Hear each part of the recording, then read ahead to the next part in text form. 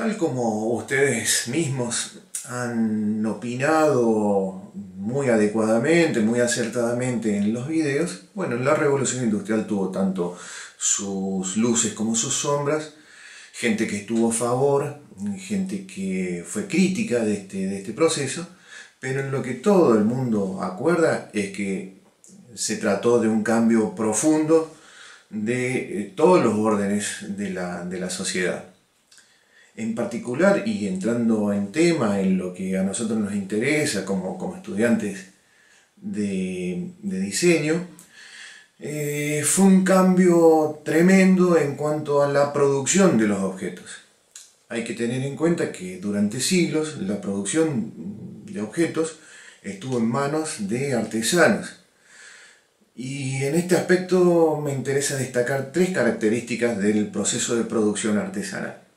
En primer lugar, el objeto artesanal era único, era una pieza única que se elaboraba individualmente y que por esto mismo había diferencias entre los objetos del mismo tipo que elaboraba una misma persona, un mismo artesano. Una copia no era exactamente igual a la otra, había ligeras diferencias por el propio proceso productivo. En segundo lugar, el artesano tenía una relación directa con el objeto y podía modificar sus partes sobre la marcha, es decir, en la medida que lo iba produciendo, que lo iba creando el objeto, podía generar algunas modificaciones, podía introducir algunas mejoras que él consideraba que eran provechosas. Es decir, había como una relación profunda, directa, el artesano tenía de alguna manera una conexión muy marcada con lo que estaba produciendo, generalmente a mano. Y en tercer lugar, el oficio se transmitía de maestro a aprendiz sin cuestionamientos de esa praxis, de esa práctica. Es decir, con el tiempo pudo haber una lenta evolución de la técnica porque, bueno, surgían nuevos materiales eventualmente, alguna modificación, pequeños cambios, adaptaciones, pero eran menores y el artesano no tenía conciencia de esa evolución. Esa conciencia es algo que eventualmente llega con el pensamiento proyectual. Y si bien la cultura del proyecto ya había comenzado en el Renacimiento, y como habíamos visto con los tipógrafos o eventualmente con personajes geniales como Leonardo da Vinci, el pensamiento proyectual se va a desarrollar y consolidar a partir de la Revolución Industrial. Vamos a ver entonces de qué manera se fueron dando estos cambios productivos. Como decíamos entonces, con la revolución industrial el proceso cambia completamente, cambia de raíz y las tres características del proceso de producción artesanal, estas que estamos viendo en pantalla, van a desaparecer progresivamente, no de un día para el otro, pero frente a la producción individual va a surgir una producción seriada y estandarizada y con ella la homogeneización, el concepto de estándar en el cual los productos, los objetos producidos de este modo, industrializados, son prácticamente idénticos, no hay ninguna diferencia entre ellos. Si antes teníamos una relación directa entre el artesano y el objeto, eso también va a desaparecer y lo que vamos a observar es que surge en el medio del proceso una máquina. La producción industrial está mediada por una máquina que cada vez va a ser más rápida y más compleja y que en cierta forma va a impedir que el objeto pueda ser variado o modificado durante su fabricación y esto va a ser un elemento muy importante como ya vamos a ver. Y si en el proceso artesanal teníamos una falta de cuestionamiento, falta de conciencia de los eventuales cambios que podía llegar a haber a través del tiempo, con la revolución industrial este proceso es deconstruido y se analiza cada una de sus etapas productivas a los fines de optimizar el proceso y todo ese conocimiento se va a sistematizar y va a haber como un enfoque tecnológico y científico de cada una de las etapas y del todo productivo. Entonces, de este modo es que en principio podríamos decir que nace el diseño o nace la disciplina proyectual tal cual como la concebimos en la actualidad. Una disciplina proyectual, un proyecto en el cual el objeto, una vez que ya entró en proceso productivo o a fabricación en la línea, ya no puede variar, ya ese objeto antes de entrar en producción tiene que estar completamente definido, es decir, surge la prefiguración de la forma y las características estructurales del objeto industrial, del objeto industrializado. Y frente a esta propuesta, este cambio radical del medio productivo y sus implicancias a nivel proyectual, bueno, desde el arte y desde el campo de la estética van a surgir una serie de reacciones que frente a esa producción industrial y todas las consecuencias que ustedes ya han señalado en los videos, bueno, frente a todo eso, parte del mundo del diseño y la estética y del arte va a decir no a esa deshumanización y a la baja calidad del producto industrial, y por lo tanto van a proponer modos alternativos de producción, y va a ser el comienzo de una serie de movimientos estéticos que van a plantear su antagonía contra la estética industrial. Entre esos movimientos vamos a citar algunos, los más relevantes para nuestros estudios. Y podemos comenzar por el neogótico, el Gothic Revival, o el neogótico, como quieran llamarle, que alcanza su pico hacia 1850 y que de alguna manera se emparentaba con ese estilo victoriano tan recargado de elementos, y se emparentaba en esta cuestión que de alguna manera tenía una preferencia por el ornamento, pero le agrega el componente espiritual religioso. Y en vez del ornamento exótico del estilo victoriano, que si recuerdan, bueno, tenía pieles de la India, elementos orientales y todos los objetos que pudieran coleccionarse a lo largo de todo el imperio, bueno, el neogótico va a proponer un estilo medieval cristiano, tanto en Francia como en Inglaterra, y lo vamos a ver en Inglaterra aplicado a todo tipo de estructuras, no solamente a las catedrales. Lo que estamos viendo acá es el Parlamento inglés y al fondo el Big Ben, la torre con el reloj. Hay que tener en cuenta que la revolución industrial estaba cambiando la sociedad muy rápidamente, y algunos preferían que las cosas permanecieran como eran, que no cambiaran tan violentamente, tan rápidamente. Y en esos movimientos antagónicos y yacía un deseo de volver a tiempos más simples. Las cosas estaban cambiando de manera muy rápida y había gente que no se sentía muy cómoda con esa velocidad del cambio. Y bueno, desde la perspectiva moral, bueno, se ceñían a movimientos y épocas anteriores, con lo que calificaban como con menos libertinaje.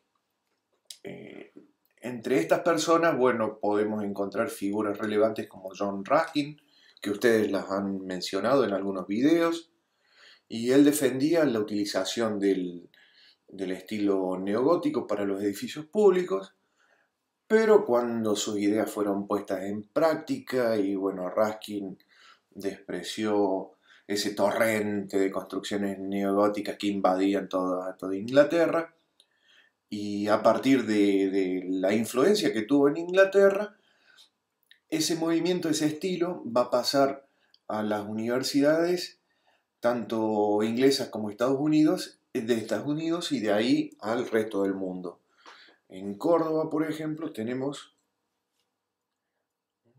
si ustedes pueden adivinar, y si no, bueno, ya se los digo, acá lo que tenemos es la influencia del neogótico en los capuchinos, que fue erigido hacia 1926, hace prácticamente 100 años atrás, en Córdoba.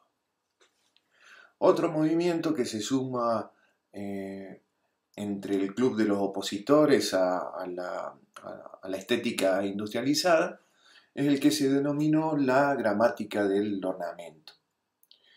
Y si el estilo victoriano lo que proponía era esa ensalada, esa mezcolanza intrincada de estilos, sin preocuparse por la precisión cultural o histórica, la gramática del ornamento va a proponer algo radicalmente diferente. La principal figura de este movimiento estilístico es Owen Jones, que era un arquitecto, y que él va a plantear un estilo más racional y que tenga un anclaje y una precisión histórica mucho más definida que la estética victoriana, que, como decíamos, era una mezcolanza de estilos y periodos. Y él se va, como era arquitecto y había viajado a través de las colonias inglesas por prácticamente medio mundo, él se va a inspirar en todo el orden islámico, en todo el estilo islámico que, como habíamos visto antes, rechazaba todo lo que era representación realista, imágenes, por ejemplo, de figuras humanas y demás, por motivos religiosos, y todo lo que él va a ver en sus viajes lo va a detallar en un libro que se llamó La gramática del ornamento, y ahí va a destacar y va a detallar, bueno, guardas muy decoradas que vio en edificios emblemáticos como la Alhambra y otros de Oriente Medio. Acá podemos ver la complejidad geométrica de este estilo, de estas guardas egipcias, donde se pueden ver influencias de formas y patrones islámicos, y en esto él veía un antídoto para el caos estilístico, para esa ensalada victoriana de la que hablábamos. Fíjense en la complejidad y la simpleza al mismo tiempo de estos patrones, estas formas geométricas intrincadas. Hay una belleza implícita en esta geometría. Y él en su libro, en su gramática del ornamento, estableció una serie de 37 principios que van a organizar la forma y el color en arquitectura y artes decorativas. Algunos son formales como esta, que es relativa al color y que de alguna manera está ordenando el uso de los colores primarios, secundarios y terciarios. Otras de estas proposiciones, de estos principios, tienen que ver más con una cuestión social, como esta que estamos viendo acá, donde él expresa las preocupaciones propias de quienes veían las enormes desigualdades que estaba produciendo la revolución industrial. Owen Jones fue uno de los primeros en proponer un estilo que fuera lógico, coherente y simple, relativamente simple, y que se oponía a ese exceso victoriano y al gótico, ¿por qué no? También, ¿sí? Sin embargo, su propuesta estaba enfocada en una cuestión más bien de apariencia, de decoración. No era un enfoque completo, no era un enfoque sistemático, holístico. Tenía una función más bien decorativa. El siguiente movimiento se llamaban a sí mismos los pre-rafaelistas, y surge en 1848 de la mano de 7 artistas que estudiaban arte en Londres, 7 artistas de la Academia, perdón, de Artes de Londres, que rechazaban lo que consideraban un estilo artificial y rebuscado de la pintura. ¿Y por qué pre-rafaelitas? Bueno, el nombre del grupo hace referencia a una preferencia por un arte renacentista, es decir, eh, anterior a la Revolución Industrial. Ellos miraban al pasado, miraban a fines del medioevo, de la Edad Media, y miraban a un periodo anterior a Rafael Sanzio, por eso son pre-rafaelitas. Rafael Sanzio, uno de los pintores emblemáticos del periodo, ¿no? Lo que podemos ver acá son algunos de esos referentes, los retratos. Ellos lo que proponían o su reacción era, tenía una base social importante. Ellos reaccionaban contra una época en la que veían que todo era materialista, mundano. Ellos buscaban algo más trascendente, que fuera más espiritual, más idealista, más profundo, y se van a inspirar en mitos, poemas y leyendas que tienen que ver con ese pasado mitológico, por ejemplo, de la leyenda del rey Arturo, las hadas. En todas sus obras, todas sus pinturas, como la que estamos viendo acá, la Dama de Shalott, en todas vamos a ver que hay como una atmósfera medieval, casi como si estuviera congelada la escena, como si fuera así un fotograma de un cuento de ciencia ficción, una portada así de un libro de ciencia ficción. Los ambientes son poéticos, las escenas al aire libre, es todo como idealizado, sin perturbaciones. Los personajes recurrentes van a ser princesas, hadas, escenas religiosas. Fíjense acá en la proa del bote, en la parte de adelante hay incluso un crucifijo al lado de las velas. Acá podemos ver otro ejemplo en este caso se llama Ofelia Muerta, el cuadro. Fíjense el nivel de detalle, ¿no?, que hay en la pintura, donde se destaca la belleza y lo complejo que era ese mundo natural que ellos estaban representando. Hay una atmósfera onírica que parece como un sueño, todo es sereno, todo es tranquilo, puede haber melancolía, puede haber reflexión, introspección, toda una atmósfera muy particular, que es lo que nos está transmitiendo este cuadro, y que es lo que va a servir de inspiración a un montón de series y películas. La última, la más conocida, Juego de Tronos, muchísimas anteriores también, van a inspirarse en este movimiento, en los pre-rafaelitas, para de alguna manera recrear la atmósfera de la época en estas megaproducciones. Para muchos este fue un primer movimiento de vanguardia, pero bueno, la ruptura con la realidad no es tan radical como los movimientos de vanguardia que se van a dar en el siglo XX. Y ahora, como para poner en contexto qué era lo que estaba pasando en el mundo mientras todos estos cambios se iban dando, fíjense, la independencia argentina se va a dar más o menos en forma coincidente al mismo tiempo que en Inglaterra estaban ocurriendo los cambios de la Revolución Industrial que ustedes han reseñado.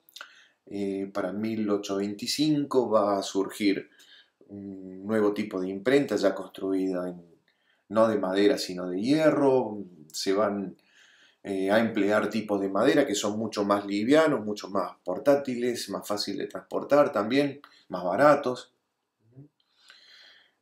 Vamos a ver hacia 1780 y hasta 1852 surge en Buenos Aires la imprenta de Niños Expósitos, que de alguna manera se sirvió de la imprenta que tuvimos acá en Montserrat.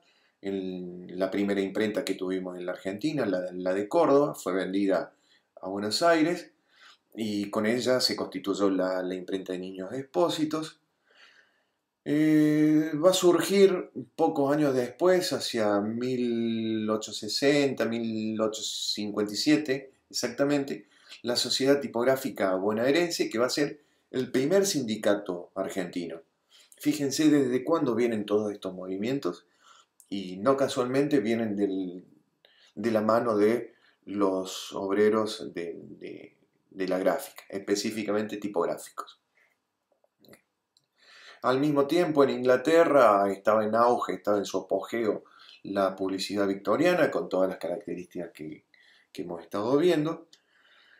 Y hay que tener en cuenta que estos movimientos estilísticos no son secuenciales, se van solapando, se van influenciando. Y es lo que va a pasar con, bueno, el Arts and Craft y el Art Nouveau, que son dos movimientos similares, que tuvieron similares principios de oposición a todo lo que se estaba viviendo en Inglaterra y en Europa en particular, que van a suceder al neogótico, a la gramática del ornamento y a los prerrafaelitas. Van a ser un movimiento superador, o que se pretendía superador, de la estética de la revolución industrial, y que empezaron al mismo tiempo, pero los resultados fueron completamente diferentes. Arts and Craft en Inglaterra fundamentalmente, Art Nouveau en Francia. Similares principios, resultados completamente diferentes. Vamos a ver entonces en esta primera etapa lo que fue el Arts and Craft, o traducido al castellano, artes y oficios. Como también ustedes han reseñado, una de las figuras líderes del movimiento es William Morris. Él también rechazaba la baja calidad de los productos industriales y la falta de destreza técnica, porque a diferencia del artesano, el obrero que servía en una fábrica industrial, bueno, como ustedes mismos dijeron, no necesitaba grandes conocimientos de lo que estaba haciendo, bastaba con que operara algunas palancas y ya eso era suficiente.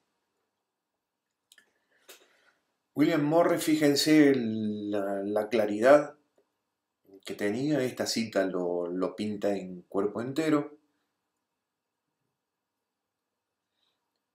Tenía una vocación profundamente social, estaba totalmente implicado en todos los efectos que la sociedad industrial estaba causando, no solamente a nivel ambiental, sino a nivel humano.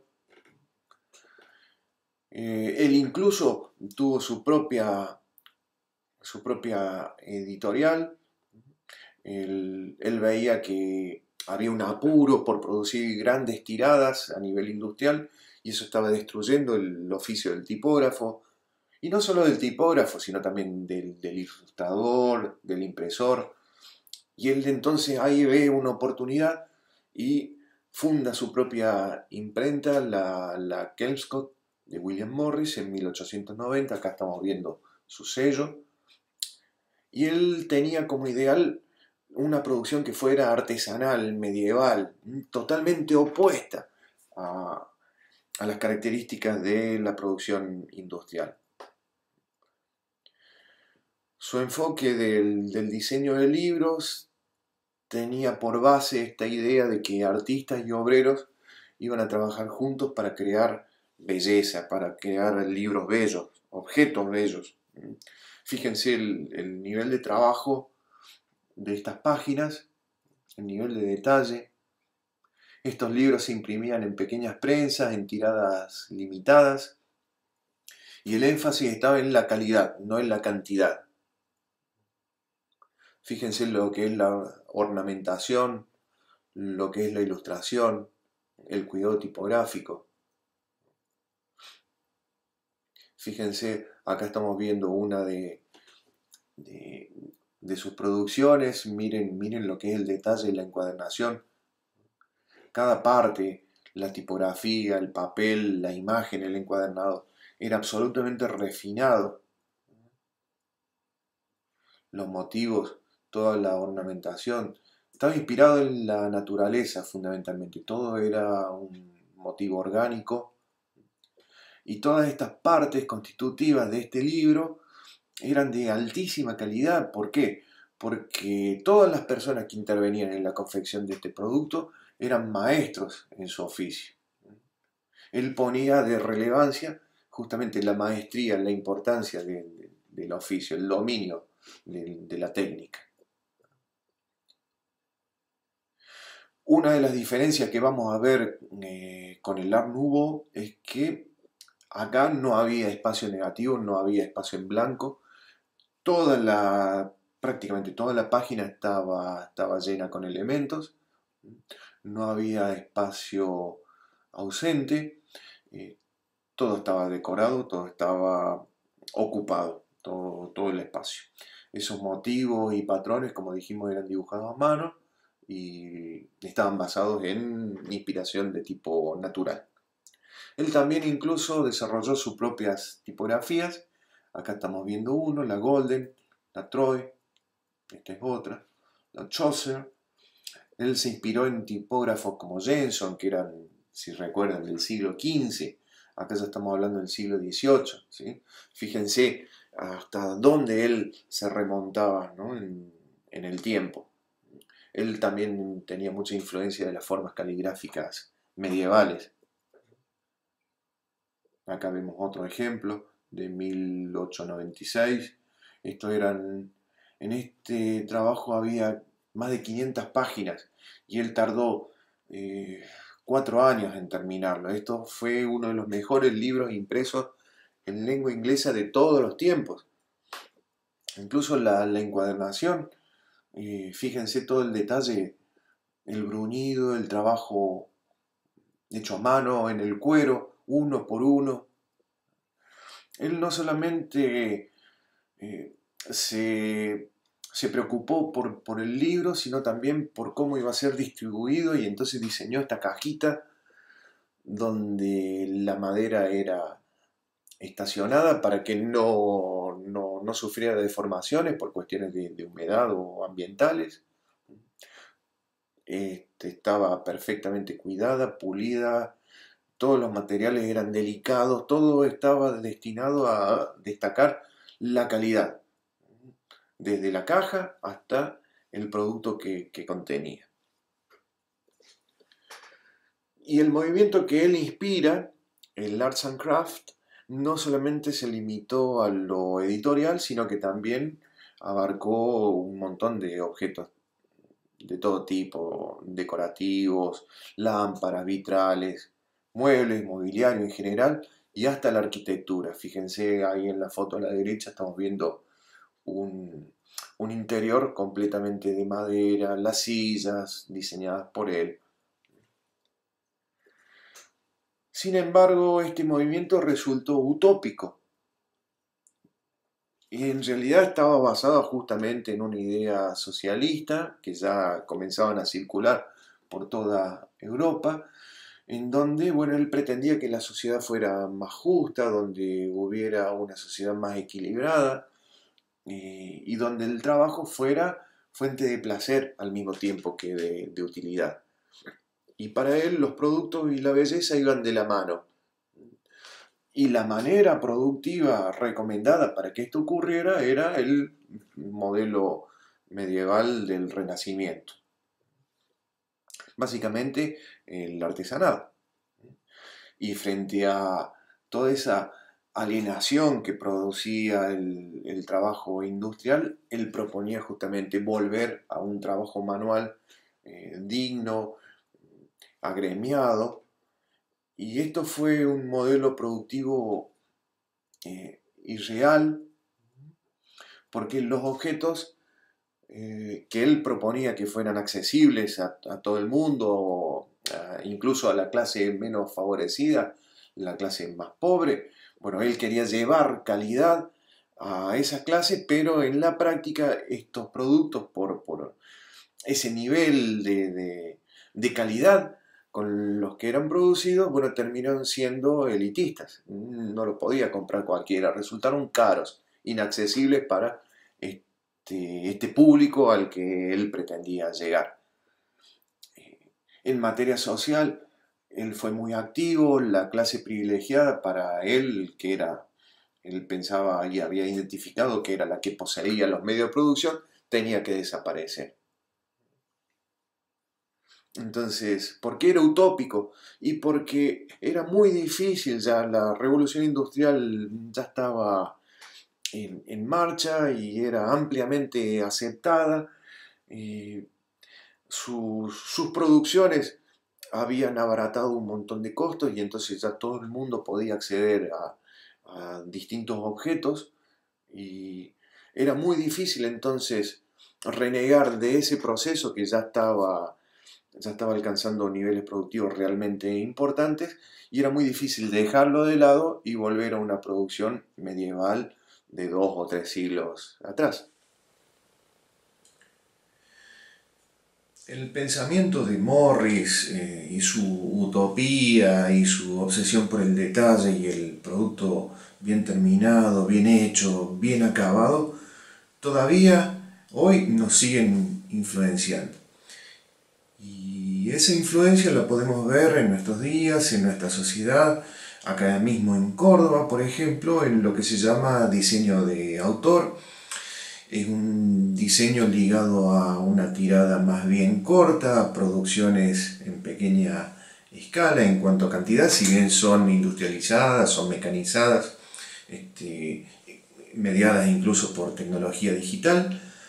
Pero en esas producciones nosotros vemos la influencia del pensamiento de Morris y, por ejemplo, en las editoriales independientes que producen con mucha pasión y con mucho sacrificio bellas obras impresas, donde se ve realmente la impronta de quien ha diseñado estos libros, que son tiradas cortas, tiradas pequeñas y sin embargo de altísima calidad gráfica y accesibles al mismo tiempo. Es decir, son productos que no superan al día de hoy los 300 pesos eventualmente, son productos de calidad.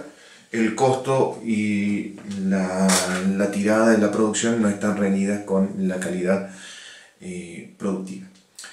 Pero no solo eso, es decir, la producción en pequeña escala no solamente es el reducto del pensamiento morrisiano, la gran tirada también va a incluir eventualmente un buen diseño, va a servirse del buen diseño con un fin de venta, obviamente, pero la gran tirada no es enemiga del buen diseño, ni de la obsesión por el detalle. Lo podemos ver en productos de alta gama como los de Apple, donde se puede observar una calidad en los productos que realmente da gusto al tacto, la suavidad del acabado, el relieve, la estampación, los sectorizados en tintas metalizadas y en el interior un diseño tan cuidado como en el exterior, donde todo encaja, donde todo está hecho a medida, donde todo es simple, donde todo es accesible. No hay nada que pretenda ser lo que no es. Los accesorios, la gráfica delicada, informativa, otros accesorios eventualmente perfectamente definidos, encastrados, obviamente una producción muy cuidada tanto en cuanto a diseño gráfico y diseño industrial. El pensamiento de Morris entonces, tanto en productos de alta gama como en productos en pequeña escala a una producción de nivel local perfectamente accesible a nuestro mercado.